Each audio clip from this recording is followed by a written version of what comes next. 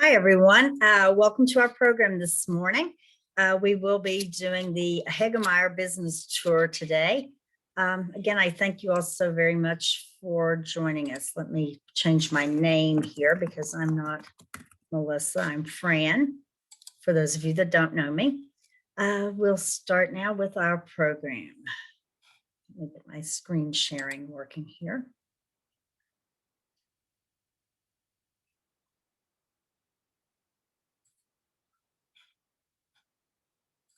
That's the one I want to share.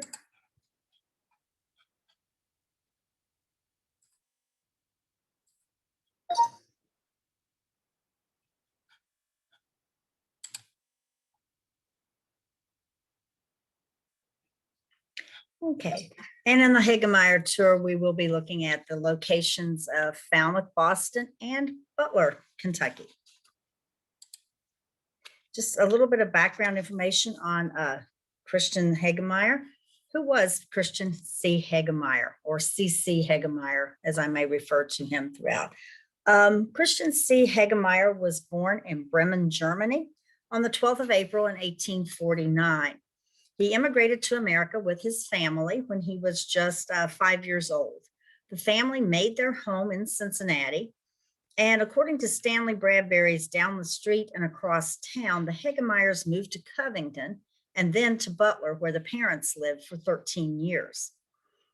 Christian Hagemeyer was employed by a wholesale grocer in Cincinnati when an official of the Licking River Lumber and Mining Company offered him a position and a chance to learn that business. The company had extensive holdings in timber holdings in eastern Kentucky mountains. There was a large sawmill and some general offices at Boston Station here in Pendleton County. His mills, I want to point out, were not the first or the only mills in Pendleton County, but they were probably, well, undoubtedly the most successful. On this tour, we're going to visit those sites in both Boston, Butler, and then we're also going to visit a smaller site in Falmouth. We're going to start with Boston because that's where the company really got its start. So this is a picture of C.C. Hagemeyer as a younger man. And behind him, this picture came from a local paper and the Guide, which was a Butler paper, and it is of his operations in Butler, not in Boston, but it is what it looked like in Butler.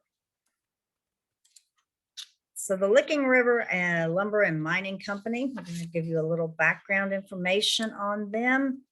The sawmill was built at Boston sometime before 1860. It was located on the Covington and Lexington Railroad.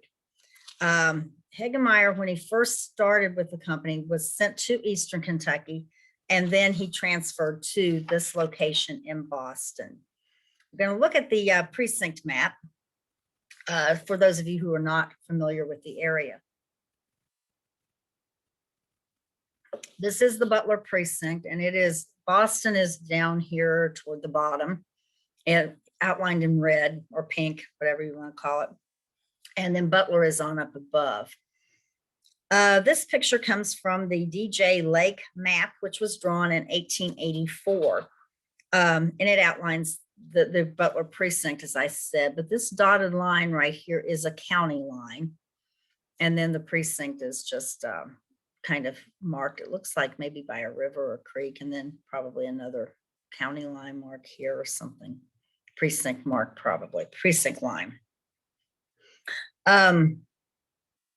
But you can see the relationship between the river. Here's the Licking River right along here with the Big Bend, and then the railroad tracks are this dark black line. And if we could see closely, they have some hash marks on them as well. The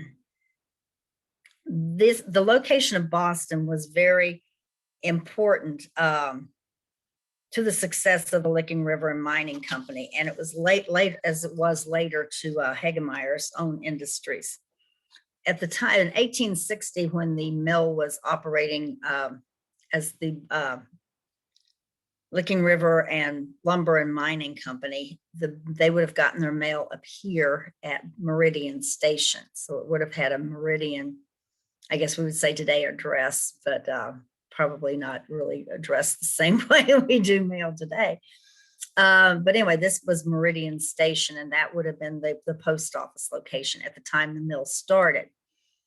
Later, the mill did move to Boston, or the post office did move to Boston. The town, we're going to do a little close-up of the same map to show the town of Boston. It was built by the Licking River and Mining Company, Licking River Lumber and Mining Company. Most of the stockholders in the company resided in Boston. Some of them may have been from Boston, Massachusetts originally. I did read in one location that said the stockholders were from Boston, Massachusetts, and another place that they lived in Boston, Kentucky. So it's possible they moved with the company. It's possible one of those is in error. I was not able to determine anything different. The organization, as I already said, had large timber holdings on the upper part of the Licking River in eastern Kentucky. One source I ran into said that the logs were floated loose downstream and then moved by rail to Boston, where they were milled. Another one said they were pulled out of the river at Boston and milled there. Both quite likely happened. It would make sense that they would do both. The river operations were handled by experienced woodmen from Maine, many of them who married ladies from the area. Each little square on this map represents a house or a business or building of some sort that was in town at that time, at the time the map was drawn, which again was 1884. I will use this map frequently, and sometimes I call it the lake map, and sometimes I call it the precinct map. I kind of use those terms interchangeably. It's because it's the same thing. The next map I'm going to show you just to kind of give you a little more detail of what the town of Boston looked like. As you can see, the property owners' names are on these little squares or lots. They're actually marked off in lots, and it's hard to read. Sorry about that. So for that reason, don't stress too much. I do have the names on another slide for you. This map did come from the precinct map as well, and it was just an insert map. In red, I have red squares. The Licking River Lumber and Mining Company had two locations, one up here and one down here. And then in this, at the bottom where I've got the arrow, you see the name C Hagemeyer. That is probably his residence. That's kind of what that looks like. A little row of houses of probably people who worked there as well. But you can see the operation here and then here. I noticed the spelling of Harris Creek. It's spelled Harry's Creek on this map. I thought that was kind of interesting. And then I also wanted to point out that this cemetery is probably not, actually, I know it's not the same cemetery that's at the Boston Church. The Boston Church would not be, it would be on over this way, more right on the edge of this map, and it's not showing up here. So I did want to make those clarifications for you. Even today, part of the boom used in this business is in the river. I was hoping to get there and get some pictures for this slide, but the river's just not cooperating. So I will get that, and I will post it at another time for you to see. Probably, it will probably be, well, I'll post it in a couple of places probably. And definitely on this YouTube video will be one. So check back with us to see what's left of the boom in this area. The residents, again, I promised you I had them on another slide so you could see the names. Kirby, Lily, Smoot, Roberts, Shoemaker, Bradford, Anderson, Ellis, Burlingame, Cummins, Tullis, Carl, Clayton, Rayna, Shelton, Lavin, Wallace, Raritan, Keller, Worthington, Combs, Whips, Ritter, Barbrick, and Brooks. Some of those names are still quite common in Pendleton County. Then I'm going to take you to, this is what Boston looks like today. US 25, US 27, I don't know why I said 25, 27 kind of divides what the town was back in that time. Let's see, at the top right is People's Funeral Home. Top left is across from People's Funeral Home. And the bottom is the location of Licking Valley Oil. So if you're from the area, that kind of gives you some perspective of where Boston is today, what we can see. A lot of what we don't see is farmland, and goes on toward the river, and the river does run behind People's. So it's on that side of the highway. The railroad track is also back there behind them. In February of 1879, the Boston Mill Company Board of Directors met in Cincinnati, and they kept the reason for the meeting quiet. The Daily Commonwealth reported that this enterprise, once a gigantic one, its conception and its practical working has dwindled to slender proportions, not doing probably 1/3 of the work of former years. So they were reporting in 1879 a decline in business. The reasons the paper gave for the decline were large salaries paid to the officers, disaster by the Lickings rampages, terrible damage done to piers and booms, it went ahead to say. And it went on to say that the operation probably was affected by smaller mills that had sprung up in the area. However, the Daily Commonwealth cited what it thought as the major reason for the decline, and that was distant management. It claimed that remote management wasn't able to judge the Licking River's waywardness and uncertainty. So it hasn't changed, right? As well as other matters that were relevant to successful management. It went on to say that the local men in charge were competent, but even that didn't help them combat the river's sudden uprising. And if it, even if they had the knowledge, they weren't able to act on it because they weren't empowered to do so. In the end, the company did decide to dissolve because, and the reason that they gave was because bringing logs 300 miles down the river just wasn't practical. So they decided to move 100 miles down the Ohio and continue their operations from there. This is about the time that C.C. Hagemeyer decided to buy the business. In December of 1879, the Covington Daily Commonwealth. Now, the Daily Commonwealth it was like the Post. It used to be. It had a Cincinnati and a Kentucky separate paper.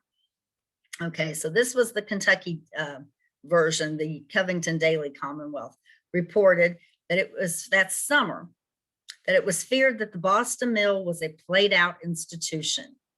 It reported that now it believed the old mill might have many years left in its life. It also reported that Secretary C.C. Hagemeyer had taken up residence in Butler, 2 piers had been built, and various other improvements had been made to the town. It reported that 15,000 logs were waiting in a boom in the Licking to float from the mountains, and that more were being added to the boom daily, which indicated business was picking up. According to the Headlight, which was a Butler newspaper, Hagemeyer purchased the concern in 1881. And I believe earlier in this program, I said the picture was in the guide. It may have been in the guide and it may have been in the Headlight. I'm not really sure now.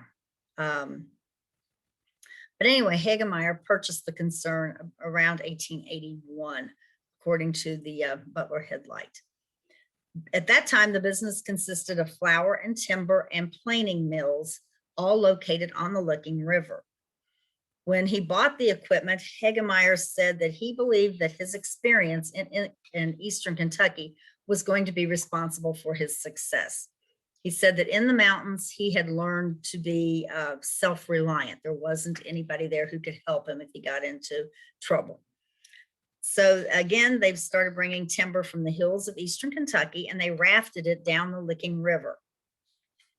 If you want to know more about how they rafted it, it is a fantastic story.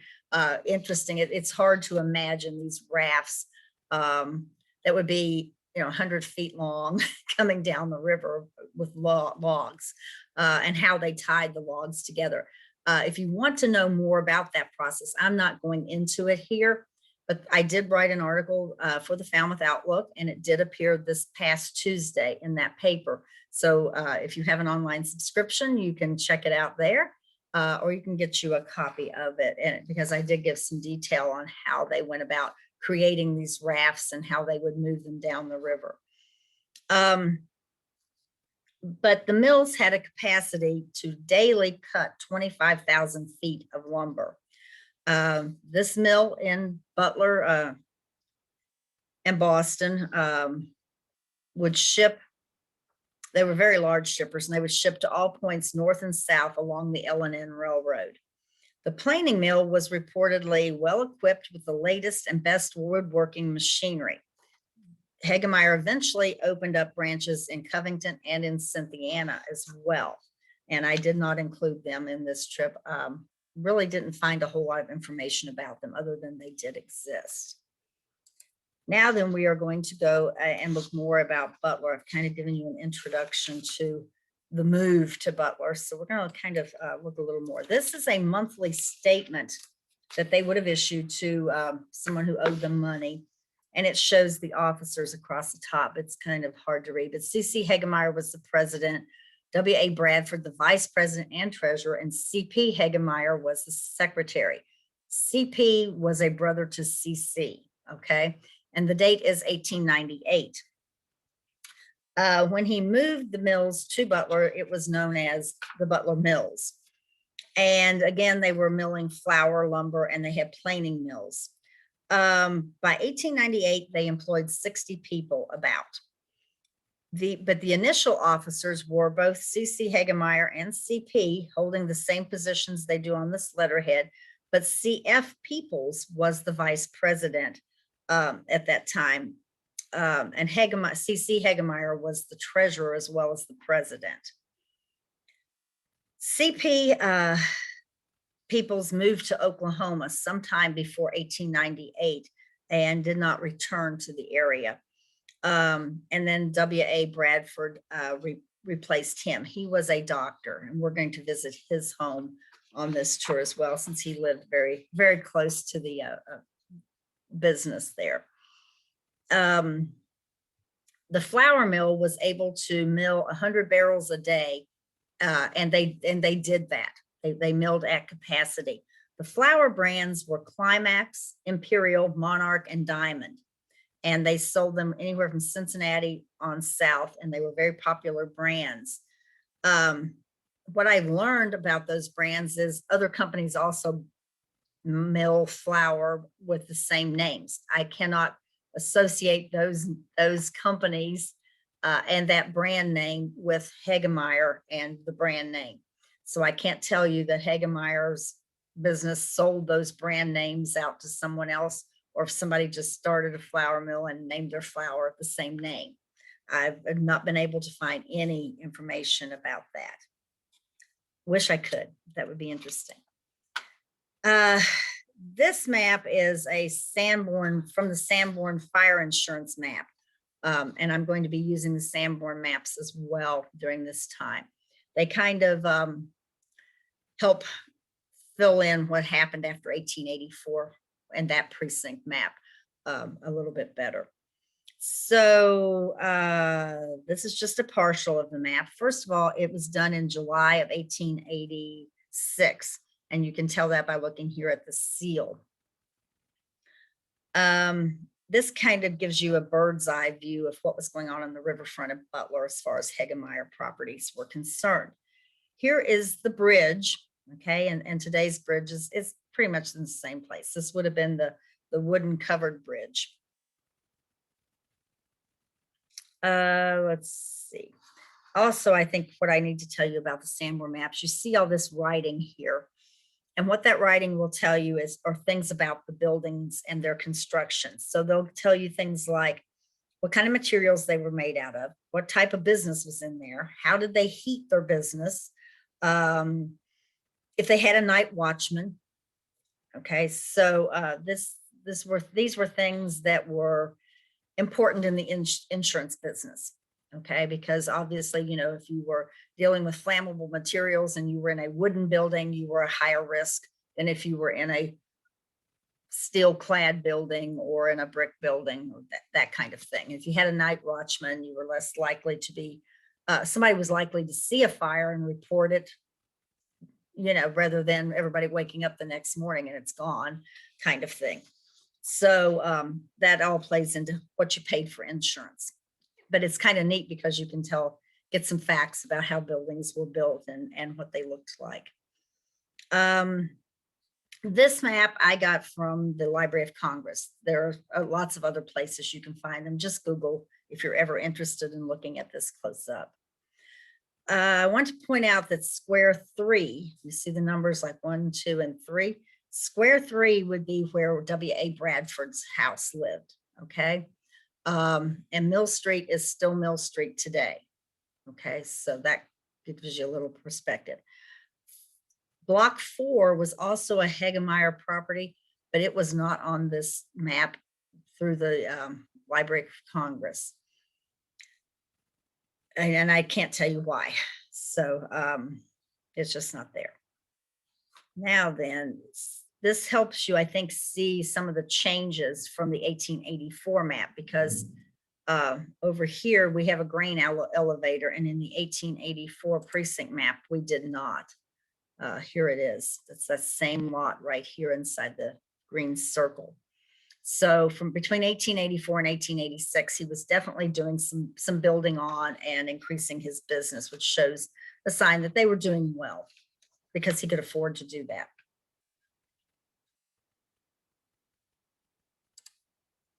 Okay, this, wait a minute, let me go back. I'm sorry, I jumped the gun there. The bridge is on the right. Okay, and this particular mill right here was a saw and grist mill. That's what the S&G stands for. I did want to point that out. And as you could see from the Sanborn map earlier, his businesses were on both sides of that bridge. And this is the only property Hagemeyer had on this particular side of the bridge. This is what is there today. Okay. And for those of you not from around here, the Butler Community Center is what this building is on the right. It was previously the firehouse, I believe. And then if you go down that hill, this is the river behind that lot. So you can see how close they were to the river. And then we're going to turn around and head back down Mill Street, go past the bridge. And we're going to, as you can see, the bridge is circled here. Then we're going to stop at these locations right here. I do want to point out that there is a saw and grist mill operating right next to the bridge by E. Huddleston. So that's probably one of those smaller mills that cropped up that they talked about in 1879. The first plot owned by Hagemeyer that we come to was a saw and a planing mill. The lot next to it were just some buildings used in the business, and that's what their purpose was, has been lost to the sands of time, if you will. According to Victor Corbin, in a 1975 interview, the sawmill had a logway which ran into the river. And a logway was just a narrow gauged railway with a boom of logs attached to a pier that was in the center of the river. And they had a bank there that would act as a trap. So when the logs floated in, it would catch them. Then they would have a crew of men who would go upriver and cut these cut the tie poles, and which would release the logs. Then they would float down and be caught in the trap, and they could then run them into, using the logway, into the mill. This is what those first lots look like today. Okay, so this is on the left, that's the daycare center now. I think Dr. Virax, maybe Dr. Ward was in that building at one time, but it's a daycare today. And then the lot, if you're facing the daycare, the lot on the right, this is what it looks like from the street. The picture on the right is. But those two lots were the two there. Then the next lot is the home of W.A. Bradford. And that is the house. That is the Bradford house. And as I mentioned earlier, he replaced C.F. Peoples as the vice president of the C.C. Hagemeyer and Company. And this was the house that was labeled with the number 3 on the Sanborn map that I pointed out to you. And then next to it was this lot, or lots. It looks like 2 lots, actually. And the buildings here are believed to have housed the company's offices. Again, we're not really sure. It's kind of some information that's just been lost to time.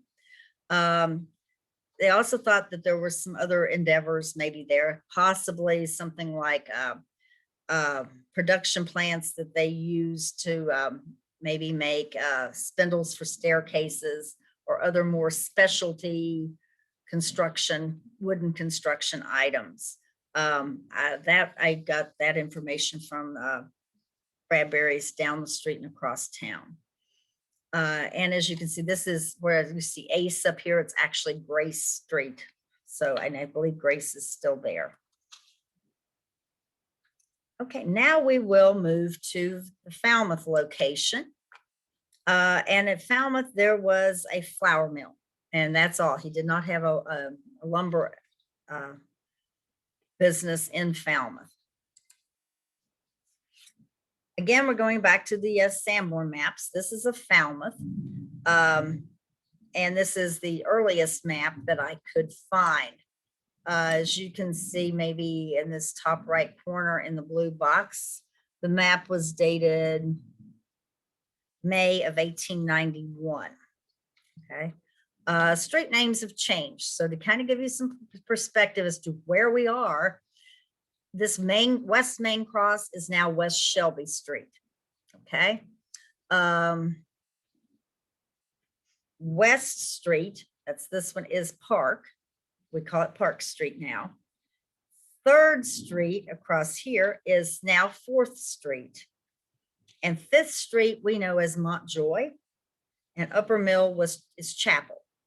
Rigg, way over here on the far left, is still Rigg or Riggs. I think it's been known as both names. The purple block is where the Champion Roller Mills was, and it was owned, as it notes in on this map, by C.C. Hagemeyer and Company. The depot was here, okay, in this yellow block, and next to it was a freight depot that was attached. Actually, and then the Champion Roller Mills was connected to that freight depot. The mill was still there and operating under the name of Champion Roller Mills in November of 1903, according to the Sanborn maps. I did not run the deed, but I did look at the maps. So at least as late as 1903, it was there, maybe even later. But by 1903, it was not owned by C.C. Hagemeyer and Company. It was owned by Myers and Rogers at that time. Can't tell you when that transaction took place, the changed owners there. This building itself does not appear on the 1884 precinct map. So we know it was built after 1884 and before 1891. And that's about as good as we're going to get there. We can probably trace a deed and know when the property sold and assume that the building was built shortly after, but we don't really know that. And so I've got a picture there. This is the crossroad. This is where you would turn if you wanted to see where the mill was at that time. And this is the car wash depot is approximately where the depot was, the passenger depot. And this, in the second picture, this gray building back here is about where the Champion Roller Mills would have been located. It would be on that block.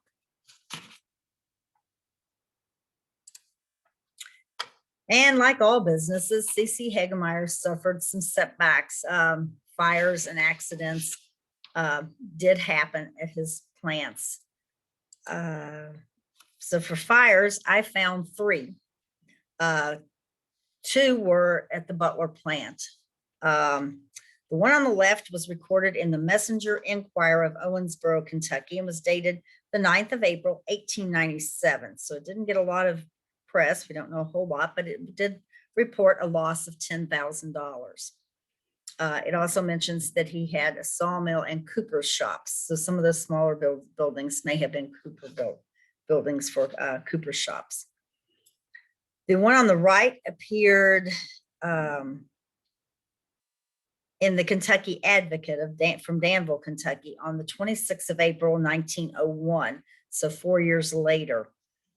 And it reports, and it says that this was the 3rd time that a mill was destroyed by fire. I did not find an article for the 2nd time.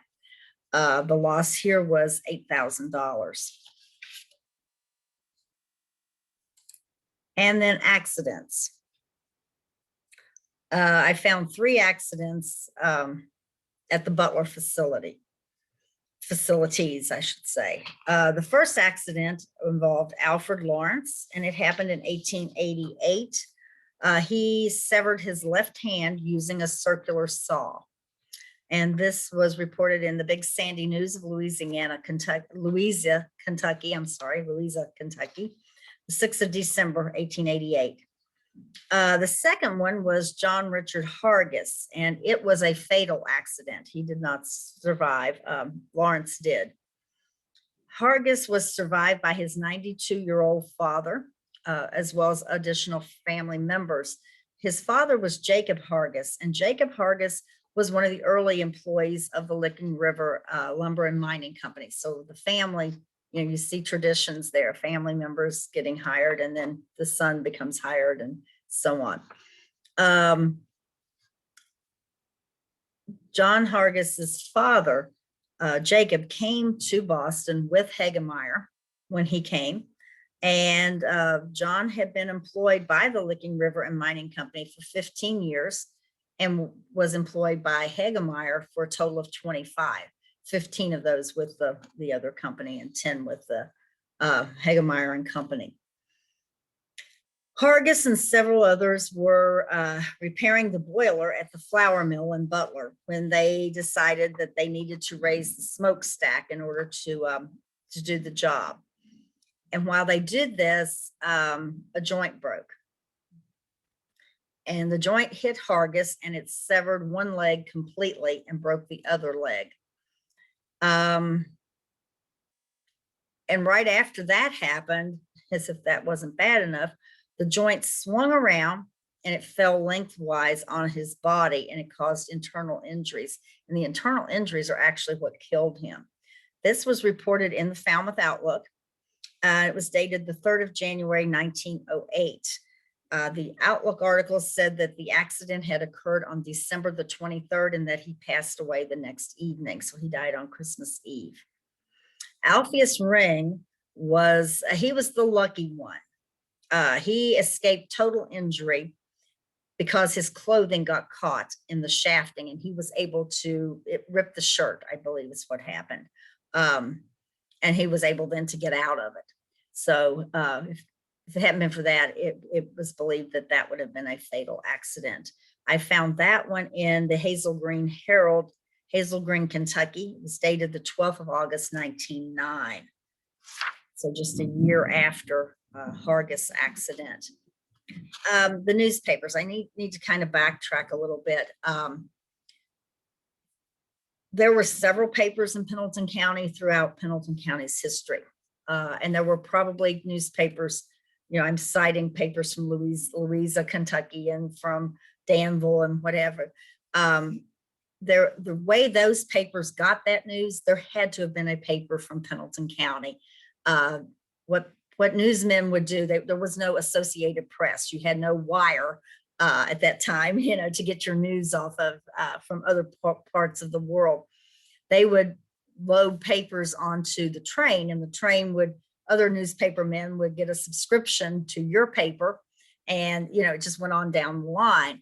They would read it, and they would reprint anything they thought was of interest to local people. So that's why I'm able to find this. It was in a Pendleton County paper, but we don't have that paper anymore. It just did not, by the time we got around to being able to microfilm, there just weren't any copies available. But somebody else somewhere down the line had picked it up, put it in their paper, and had kept their issue of the paper, so it could be microfilmed. So that's kind of a cool thing. And I use online newspaper sources for that, to find them. Hagemeyer, when he did eventually leave Butler and Falmouth, and he moved on to other ventures. As his business here declined, he established the H.L. Mickle Lumber Company, which had offices in Erlanger and in Cincinnati. This company specialized in yellow pine. He also turned his attention to developing timber holdings that he had in Tennessee. This firm in Tennessee was known as the Tennessee Lumber and Coal Company.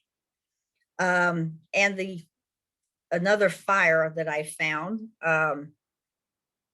was reported in the Kentucky Advocate of Danville, Kentucky, dated the 16th of August, 1910.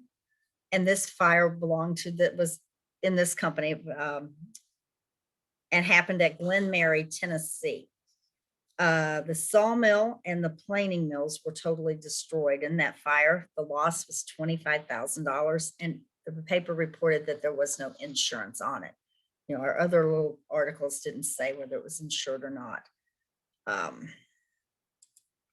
So this is C.C. Hagemeyer in later years, and this picture came out of a lumber industry magazine, where he had been, it looks like, elected president of the Lumbermen's Club of Cincinnati. C.C. Hagemeyer died on the 14th of September, 1920, at his home in Butler. He was 71 years old. He had been married twice. His first wife was Mary Hall, and they were married in 1876 and had 6 children. After she died, he married Martha Wiley, and they had 2 daughters. Hagemeyer lived on High Street in Butler. His home was torn down by the Christian Church in 1971 so that they could build their new building there. Hagemeyer was very active in the Methodist Church of Butler, was a Sunday school superintendent, and a very large contributor to the building fund of the church. He took what was a failing business. When he started with the Butler Mills, he purchased the equipment from a failing business and employed the local people. And in what really turns out to be a pretty short amount of time, he turned it around by simply just adding extra businesses onto his existing one, and to always keeping an eye ahead to the future. So quite an entrepreneur there. This concludes our program today. I hope you've learned a little something that you didn't know before. Thank you for joining us, and we'll see you again next month. Bye.